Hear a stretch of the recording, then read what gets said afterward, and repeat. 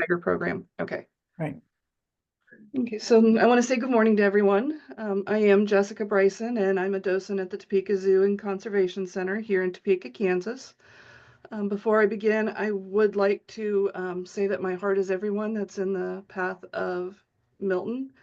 Our local news station actually provided a report on everything that the Tampa Zoo is doing in order to ensure their animals' safeties, and it hit home all the work that's required by everyone in order to keep everyone safe, as well as everyone their charges safe. So I really hope that everyone is able to stay safe when Milton does make land. Um, my love of tigers began in 2014 with the birth of 3 Sumatran tiger cubs here at the zoo. It wasn't until I attended a conservation connection in 2015, admittedly, it was so I could participate and see the tiger cubs behind the scenes. But that conservation connection is when I realized the plight of tigers in the wild. Um, Upon becoming a docent, our first rule was to have fun.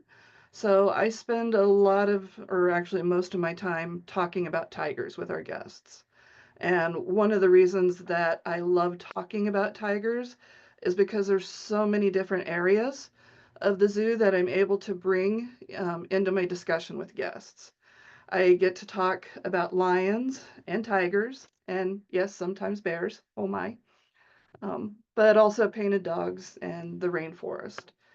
I am here today, though, to talk about the Topeka Zoo's Sumatran tiger program, because in recent years it has been a very successful program. It's been so successful that Shanna Simpson, one of our animal care supervisors, founded a program called the Tiger Husbandry Advisory Team, known as that. And our keepers have been consulted about what to do what to do in order to have a successful outcome. In fact, they were consulted recently by the Sunset Zoo in Manhattan, Kansas, and they just recently announced that they had Malayan tiger cubs. So I'm looking forward to going and seeing those tiger cubs soon. But now to introduce you to our tigers, here's Thomas. He is long calling to let you know he's in the area, and hopefully this works.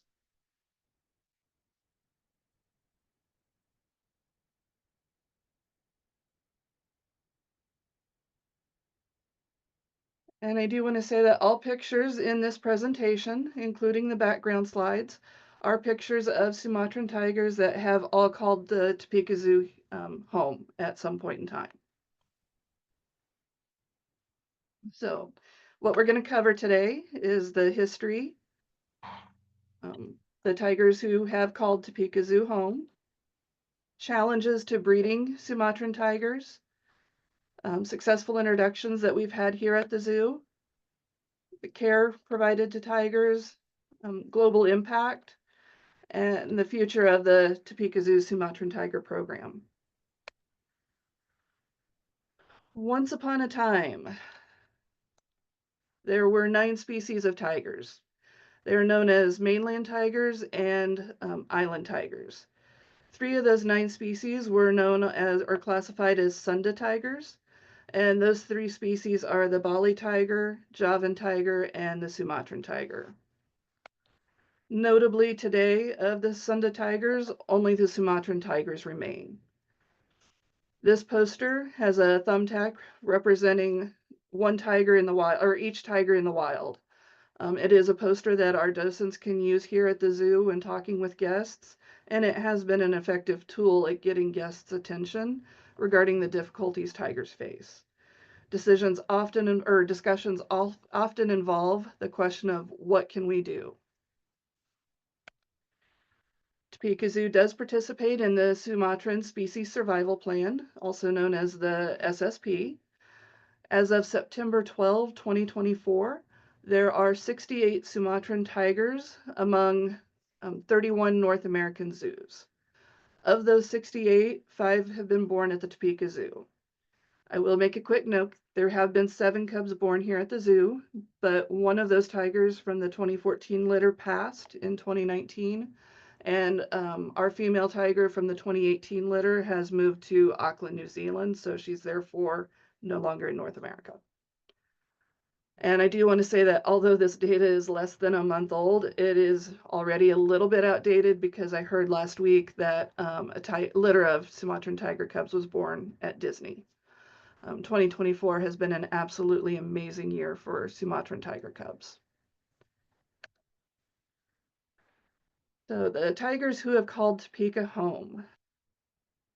Because the Sumatran tiger population is so small, I'm often reminded of two phrases. One, it's a small world, and two, it takes a village. So as you can see here, these are the tigers that we had prior to the 2014 litter. Raguno, Kavi, and Sari at one point have all called Topeka home. And as you will see in just a little bit, while they have moved on to other zoos, they do still have a connection to the Topeka Zoo. So first off, Rojo. Remember Sari from the previous slide. She is Rojo's genetic sister. So Jinja, Raza, Clojo, and Shanti were their 3 tiger cubs born in 2014. Sanjeev, again, remember Kavi from the previous slide. He was Sanjeev's father. In addition, Raguno is Sanjeev's brother, or not brother, I'm sorry, uncle.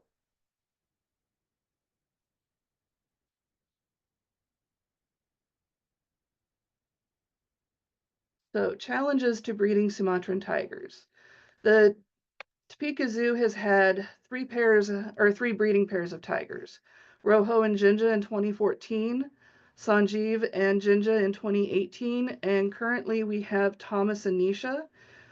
We are hoping that they will eventually have cubs, but so far Nisha is not pregnant. Even in human care, tigers are dangerous. Upon arrival, sorry, my notes.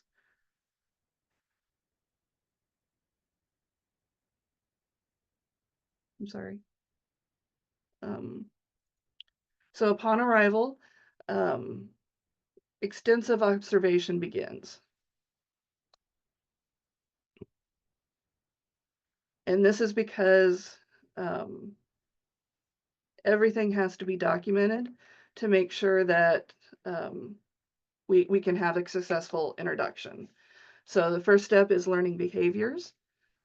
We want to learn the female tiger's cycle, and then we begin to prepare for introductions.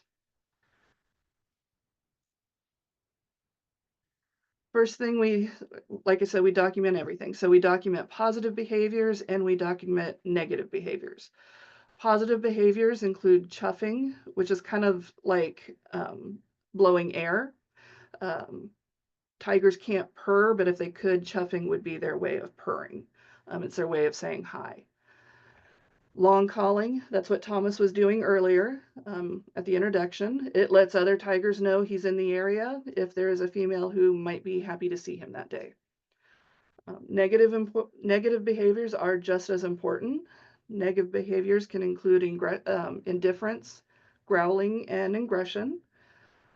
Negative behaviors help keepers track the female tiger's cycle. If the female is indifferent, then she's not receptive to breeding. Same if she's growling or showing aggression. She's telling the male she does not want him in her territory and he needs to stay away. If the male is exhibiting those behaviors, then again, it indicates the female is not in estrus, since the male's also indicating he doesn't really want to be around her either. These behaviors are charted because it helps inform decisions on when tigers should be introduced or even if they should ever be introduced. Because there are so few tigers in human care, observing the negative behaviors and knowing when not to introduce them is just as critical as knowing when to introduce them. One of the most dangerous times for tigers is during introductions. And sadly, female tigers have been killed during introductions. These behaviors are also tracked to learn the female cycle. The Topeka Zoo has an Excel spreadsheet, and the spreadsheet has all of these columns and date, time, how long everything's occurring. Everything is documented. So again, pawing, rubbing, rolling, spraying. Um, Keepers also take fecal samples in order to send them to a lab to track hormone levels. And one of the reasons why all of this is documented is because one of the challenges to breeding tigers is that female tigers are induced ovulators, which means that they're not going to release an egg until the male is in the correct position. So knowing their cycle is an absolute must.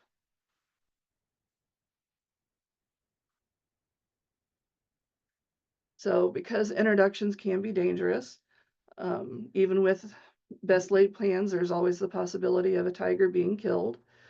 Um, Extensive preparation begins. So the zoo puts together a detailed plan. They know they know which staff is going to be involved. So they know staff experience. Um, they know how many is going to be around. They review the holding spaces and the exhibits to make sure there's no obstacles that could lead to um, dangerous um, or make it dangerous for the tigers. So they plan the tigers' activities. They know the staff members' locations, and they know what tools are available, such as air horns or pepper spray or long poles. Um, they track everything, and they know exactly where everyone's going to be and what experience everyone has. Before they allow introduction, though, the um, they allow the tigers mesh-to-mesh contact inside in the behind-the-scenes area. So that way staff can again observe behaviors.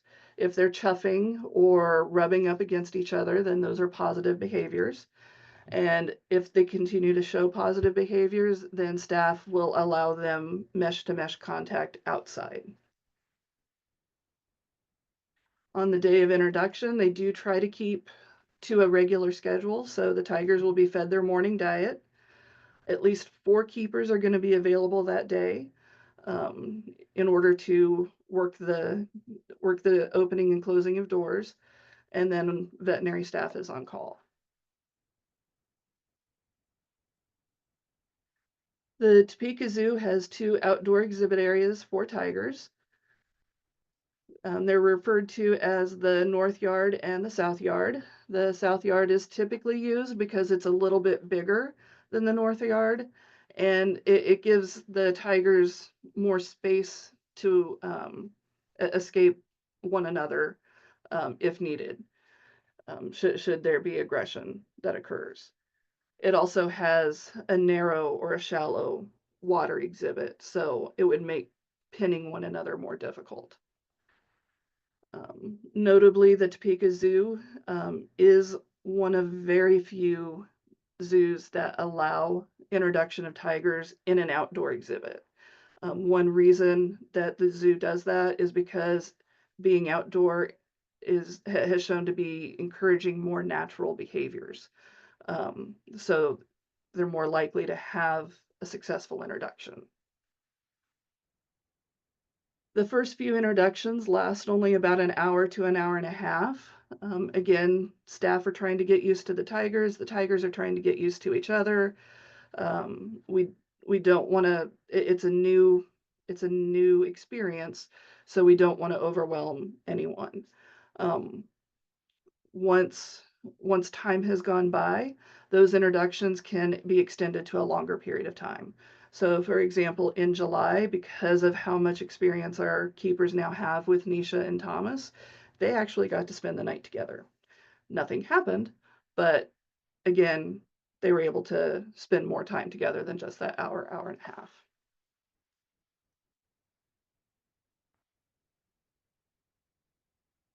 And I apologize, I forgot to click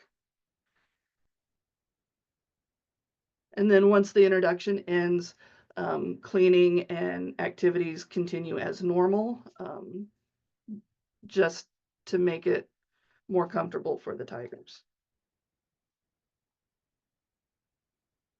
After an introduction, then evaluation occurs. And again, everyone notes their observations, noting this worked, for example, or they'd say, you know, this didn't work. Maybe we need to try something different next time. Tigers cycle about every 30 days. So Nisha just ended a cycle at the end of September. So they'll be monitoring her again to see if she goes back into estrus, or yeah, goes back into estrus at the end of October.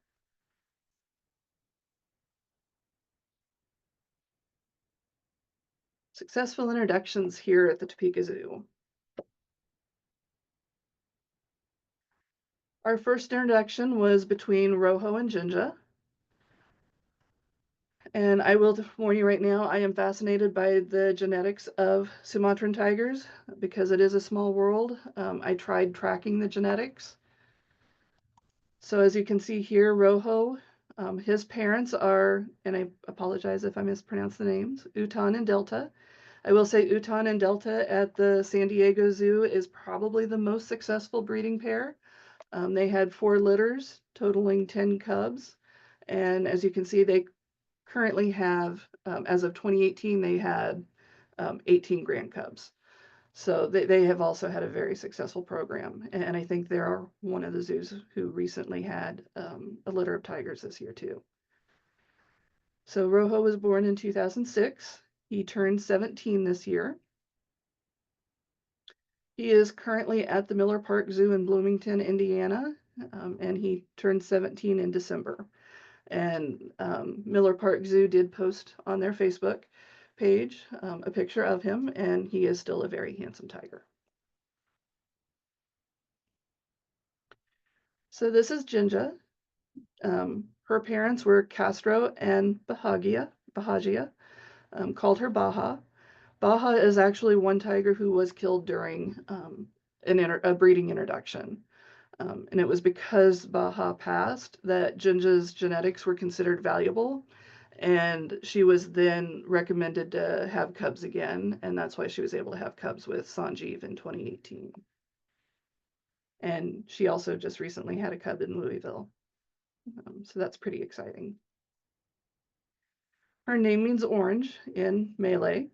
She was born in the Sacramento Zoo. She was the only cub in her litter. She developed mastitis after her first litter, which did result in keeper intervention being needed because she needed treatment for that. In addition, intervention was needed for her first cub, Raza, because Raza had issues with nursing. And even though keeper intervention occurred, the cubs still stayed with Jinja.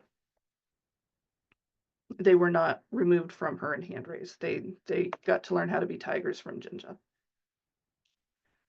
So the 3 tigers.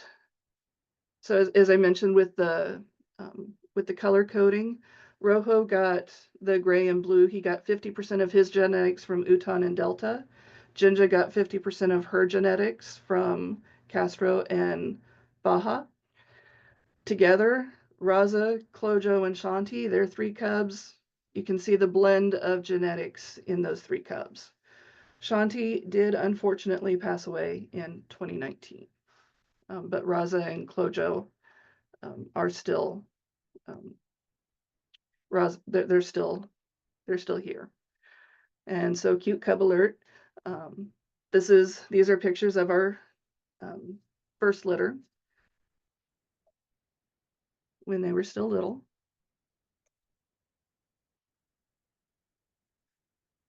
They were born on May 4th, 2014. So for any Star Wars fans, it's May the 4th, or May the 4th be with you. Her name means hope. She was named by a private donor. It was a young child with brain cancer, and she got the name Hope because the little girl had hope. She had been transferred to Nashville. However, she is now currently at Greensboro Science Center in North Carolina. There's two females there, Raza and another female, and then Rocky from Jacksonville. And they both have breeding recommendations. The two females have recommendations for cubs with Rocky. This is Clojo. Clojo was the easiest cub out of the 2014 litter to be identified because she has a huge H right on her cheek. She is, I mean, she was also born in Topeka. She was named by a private donor and they combined her names, or their daughters' names. She was initially at Nashville, and she is now in Denver. And she is the only, as far as I know, she's the only Sumatran tiger in Denver, because I believe Denver has other, I can't remember if it's a mer tigers or another species of tigers. Interesting fact, Clojo lost her dew claw. Don't know exactly what happened, but keepers found it in the exhibit one day when they were cleaning the exhibit. However, when all of the cubs transferred to Nashville, they had examinations and they found that the dew claw had grown back. And that was something that was not expected. So this is Shanti. As I mentioned, Shanti has passed. Her name meant peace, and she was named by the public. She passed from cancer, and she did not have any cubs. So this is our second successful introduction, breeding pair, Sanjeev and Jinja. And I will note, earlier I said most of our introductions occur in our south yard because it's a larger yard. However, from this photo, it is actually our north yard. So it's a little bit smaller and the pool is a little bit deeper. However, because of all the years Jinja had spent here at the Topeka Zoo, our keepers knew Jinja inside and out. And Sanjeev was such a cool cat. He was very laid back and also very intimidated by Jinja. So once they'd learned his behaviors, they felt comfortable doing the introductions in the north yard.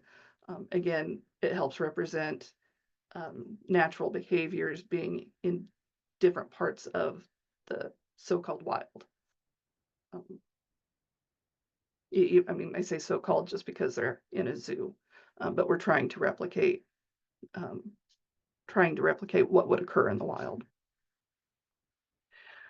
So Sanjeev, his parents were Kavi and Chelsea. Unfortunately, Sanjeev passed in June, and his mom passed earlier. I mean, his mom also had passed earlier this year too.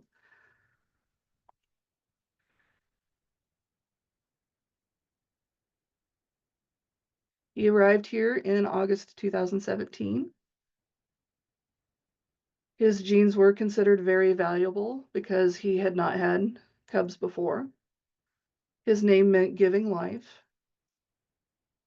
He did go to Point Defiance for recommendations, but unfortunately he did pass from age-related illnesses. Sanjeev and Jinja did have 4 cubs. Their birth order is Badar, Raja, Bintang, and Zayana.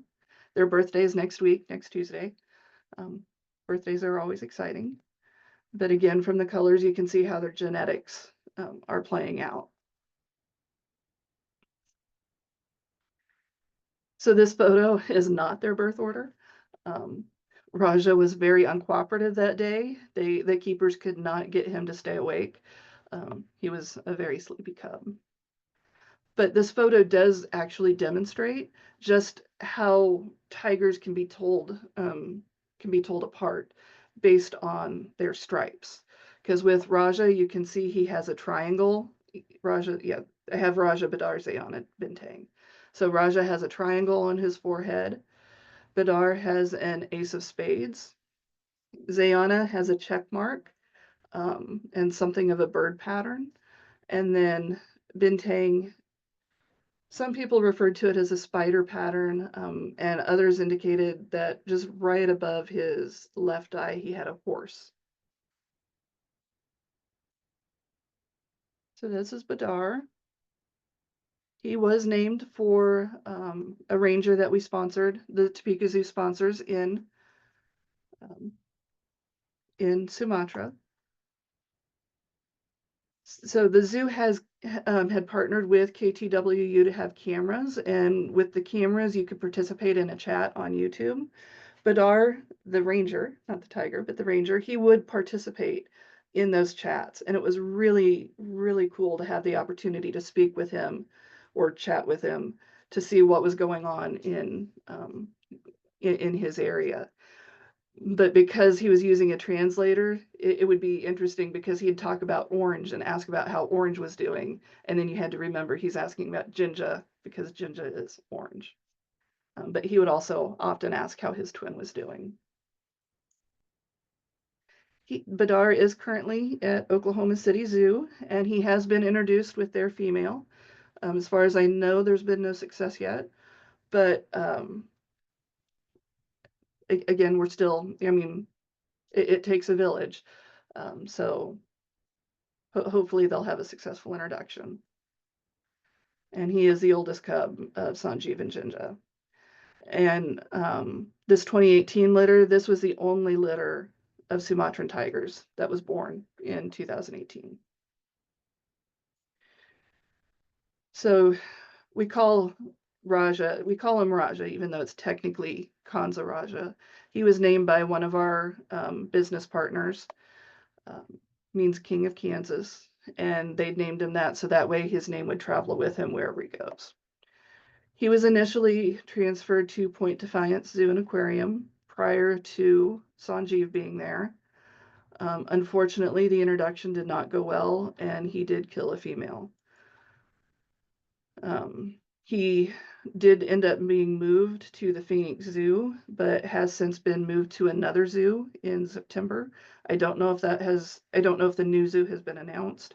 I just know that he's no longer in Phoenix. Because he did kill a female, he will not have breeding recommendations unless it's through artificial insemination. And to date, there have been no successful AI cases. And that's part of the reason that goes back to the tigers being induced ovulators. So the third cub born in the 2018 litter was Bintang. He's known as Benny. He's a very fun cub. He wanted to be the dominant cub so bad, but he was not. He was not the dominant. That was Raja. We called him Benny. His name means star. He was really easy to recognize if you could see his tail, because the very tip of his tail was not black, it was gray. And he was the only one with a gray tip tail. He is currently at the Wildlife Safari Park in Oregon, and he also has recommendations with one of their females to have cubs.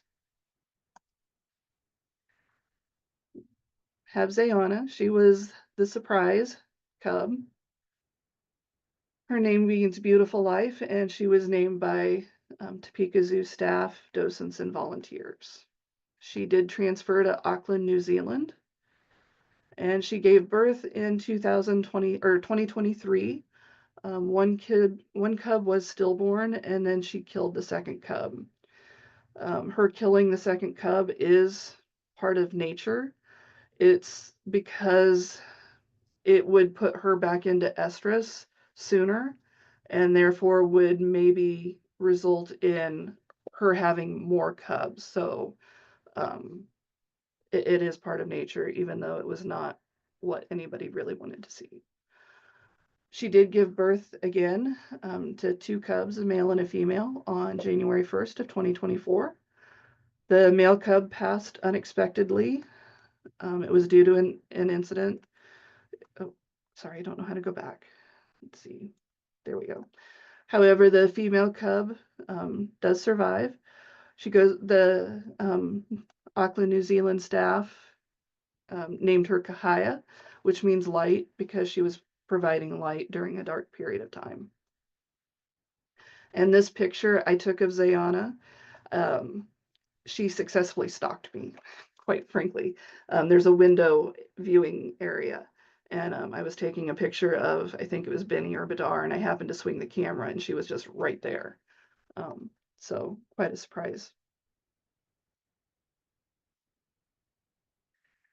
Because I was interested in genetics, I did track the genetics of Zayana's cub, Kahaya, and here we see Raguno again. Um, Zayana's mate in Auckland was Rama. His grandfather was Raguno. So as you can see, Rama and Zayana were second cousins, so they do share a little bit more of the dark green genetics than they would the other genetics. And if you'll note, Cami, I don't know how to pronounce his name, I'm sorry, Cami Sambal was Rama's dad. He was Ginja's mate in Louisville, and I know he passed recently, but he was the father of Ginja's latest cub in Louisville. So that makes the new cub a half brother on the father's side to Rama, and then a half brother to Zayana on his mother's side. Again, it goes back to how small a world is, showing the relations between tigers. And these are the footprints of all 7 of the tigers that have been born here at the zoo. So care provided to our Sumatran tigers. They receive routine biannual care. During 2020, when Sanjeev had his care, while he was doing his examination, keepers counted his stripes and made it into a contest for the census to make yourself counted. If I remember correctly, he had 109 stripes. They do receive care if they are injured. Example, Benny injured one of his paws pretty severely. They were worried about the growth plate, so he had to be removed from his litter for about a month or so. Because of how long he was away from them, there were concerns, and so they had to put together a reintroduction plan. Training, as you can see here, they do training for voluntary blood draws, shifting, getting their weights. We want to do everything as voluntary as possible. Their diet does depend on male, female, so gender. Whether the female tiger is pregnant, they will end up increasing her diet because she ends up burning more calories.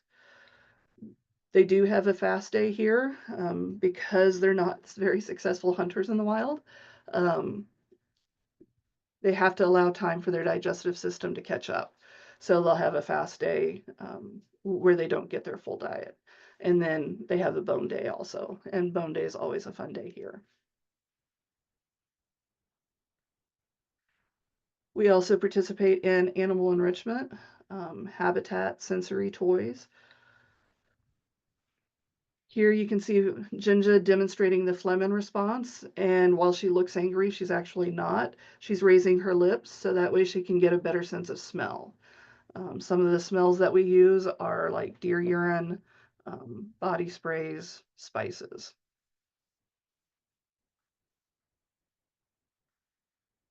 These are habitat. Again, they have logs or we have a fake tree. Again, it encourages natural behavior. And just as a side note, no cubs were injured when Badar was pouncing on one of his siblings there. They were just playing. They have sensory enrichment. They have the logs for scratching. Lemongrass. The cubs absolutely love the lemongrass. Not sure what it was about. Raja loved watermelons, so you can see him playing with the watermelon. And then they also would get cantaloupe for something different. and then toys. Again, it just helps keep them cognitively um, keeps their cognition developed.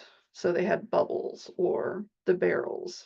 And if you see Benny's paw on the barrel, I double checked the age of that photo, and Benny was only a year old, but he had a huge paw at that time. We are a small zoo, but it is a small world. Small acts can have large effects. So we do sponsor a ranger in Sumatra. We've sponsored them since 2017. Doing research for this, I did see that with the two national parks in Sumatra, they can maintain 40 breeding females, which would sustain the population for 200 years. So the issue now is just trying to get the population up to 40 breeding females. The rangers we have sponsored are Badar Johan and Nathaniel. I'm not Jawak. I'm sorry, don't know how to pronounce his name. As I mentioned, we did have cameras. The cameras were initially placed in our giraffe barn because we had 2 pregnant giraffes. However, because Jinja became pregnant during that same year, we introduced cameras to our tigers, for our tigers. And again, that had a global impact. They were available from 2018 to 2021. Greatest number of viewers happened to be on the tiger's birthday. And so the total number of viewers for the tiger cameras alone was 3,100,000 with 803,000 hours viewed. For all live streams, the KTWU was not able to separate out just tigers, giraffes, and Patus monkeys because we had cameras for all 3 of them. Number of views was the United States, but United Kingdom, Canada, Germany, Australia, and India were the top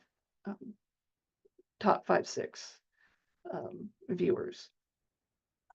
Among the states, for all of them, Kansas, but Florida, New York, Ohio, Pennsylvania, Texas, California, and Michigan, and Illinois, and North Carolina. Let's see. Okay. So the KTWU did keep videos on YouTube. I included a link. It's only about a minute long, but unfortunately it's not going to let me play it. But what it's a video of is it's the inside exhibit, and they had a den area built, and the cubs were they were less than 3 months old, but one cub finally figured out how to jump to the top of the den. So I'm not sure if it will let me, but if you get a chance to view it, it's a very cute video. Because of the success of the cameras, people were inspired to create a Facebook chat group called the Top Zoo Giraffe Chatters. It is separate and not affiliated with the zoo, but because of how much they love the zoo and how much effect the zoo has had on them, they fundraised approximately $80,000 for the zoo. And our docent education station. As I mentioned earlier, I love talking about tigers because there's just so many different conversations. We have 2 pelts, so we can discuss how to compare the pelts and compare different tigers. We have a replica of a Bengal tiger skull. We can discuss our tigers specifically. The number 1 question is, are we having cubs yet? And the answer is not yet, but we hope soon. So there are other photos, and I will say with the photo of the U.S. Fish and Wildlife's Denver warehouse, I did purchase a license so that the zoo here could use a photo. If you Google the photo, if you Google Denver warehouse macabre photo, you'll see it. It's a disturbing photo, but having the photo available to discuss with our guests has led to some very effective conversations on what people can do for conservation. And now for the future of the Topeka Zoo's Sumatran tiger program. Thomas and Nisha. Thomas is on the left, Nisha on the right. Thomas was also born, his parents were also Uton and Delta. So he is a genetic uncle to the first litter of cubs from 2014.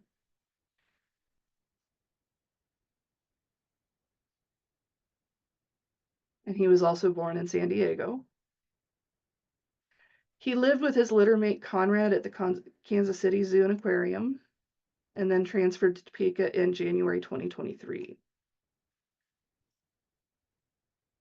He has not yet fathered a litter. So Nisha's official name is Kinley Rose, but she's affectionately known as Nisha. This one, with her mom Lucy, Nisha's grandfather is Raguno. So Raguno comes back yet again. So I did include more of Lucy's genetics just to show that relationship.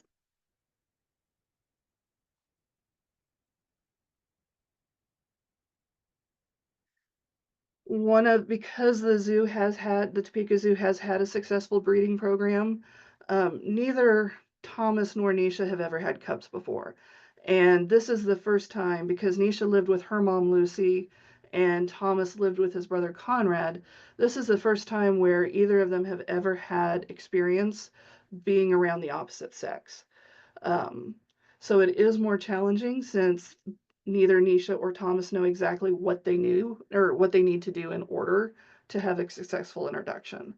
But because the zoo has had success, they were um, they came here because their genetics are valuable. And so to conclude, this quote, in the end, we will conserve only what we love. We will love only what we understand, and we will understand only what we are taught, is a quote that's on the door of our educators here at the Topeka Zoo. And it's a quote I'm always looking at every time I go out, before I go out and talk with guests, because it's something I want to remind myself. What can I do to get people interested? Small acts can lead to large impacts, and it does take a village. It will take all of us working together to conserve what we love. I do want to say thank you to a lot of people who helped me put this presentation together. Dennis Dinwiddie, I'm actually borrowing his computer today. Shanna Simpson, who's also here. Sherry LaRue is one of our amazing, awesome docents. Kim Busey, who's also an awesome docent. Kay Reese and KTWU. And if anyone ever wants to talk tigers, please feel free to email me. I can be reached at jessica.bryson@cox.net. Thank you.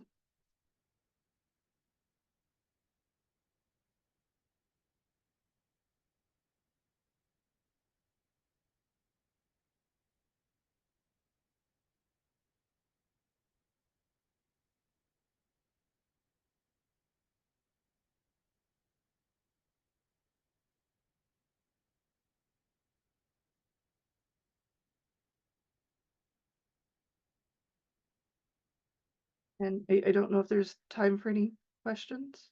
Hi, Jessica. Thank you so much for a wonderful presentation. I would like to start our question and answer portion. If everyone would like to put their questions in the chat. We already had a comment from the Louisville Zoo about the baby Sumatran tiger born there from Maureen Chambers at Louisville. She said the tiger cub was born July 23rd, the first time they've had a birth there of a Sumatran tiger in 20 years, which is a thrilling piece of information. We're And I getting will a lot note, of positive comments. I was gonna say, I will Are note, there I any actually have questions voted, for I have, Jessica? sorry, I have voted on the Louisville's Tiger Cubs name. We love Ginger here.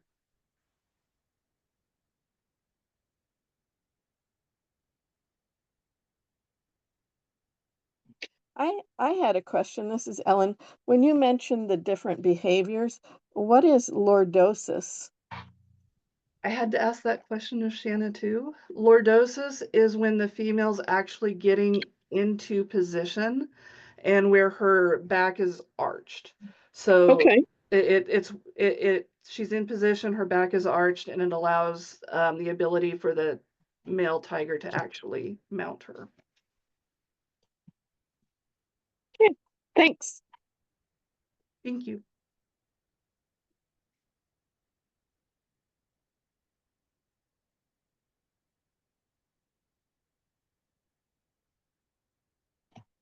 It's a treat for me too to see the Sumatran tigers because I'm from Detroit Zoo and we have a different species at Detroit. So this is also a treat. And I also love how we're all connecting and communicating and sharing because that's what our organization is all about. Jen Spickard from Memphis says that they have 2 cubs in Memphis. So that's super info. Thanks, Jen.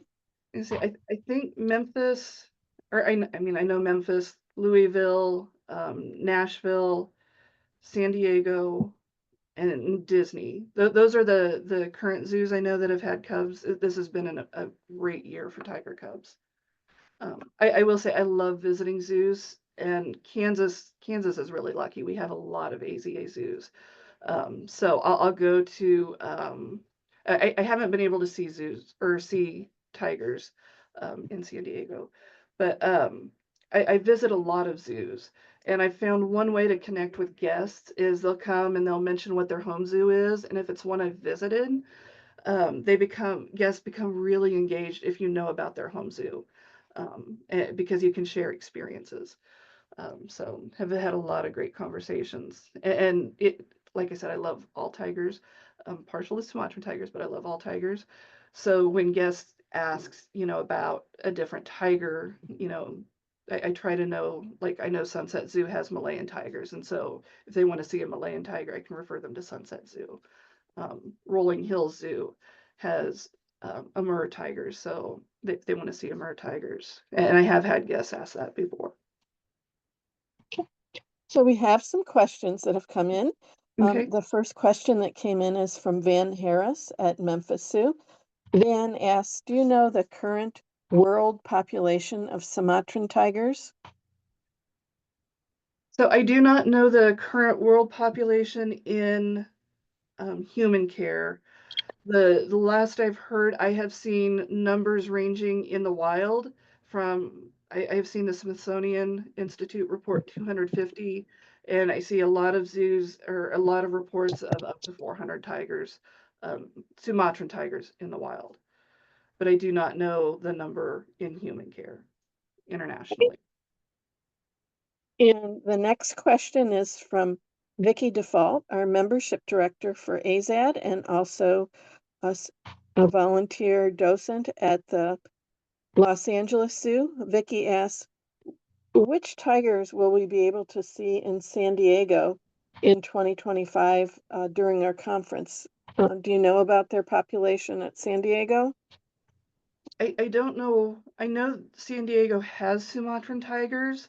I do not know if they have other tigers. Because so for example, I know Denver where Clojo is. She's the only Sumatran tiger, but they also have another breed of tigers. I don't know San Diego's tiger population. And to kind of follow up to that, Jessica Michael Moore asked, are you familiar with other international zoos other than Auckland breeding Sumatran tigers? I like Auckland, and I have heard that Chester, which I think is in the United Kingdom, recently had a litter of Sumatran tigers. Well, thank you, Jessica. We're drawing near to the end of our time. The presentation, the quality of it, your images and the information were just awesome, and your delivery was perfect. We thank you all for being so generous with your time and information and knowledge. Thank you very much. We appreciate you making our conference a success, and we will be extending a 1-year membership renewal to you in a gesture of appreciation for presenting today. And thank you for making your contact info available to us should we have any Tiger Talk we'd like to make with you. So thank you very, very much. If everybody would give a big thank you to Jessica, I'd appreciate it. Thank you. It was wonderful. So we appreciate you. We're going to just pause, and our next presentation will start at the top of the hour at noon with Danielle Wong from Phoenix Zoo. Thank you, Jessica. It was Thank you. wonderful.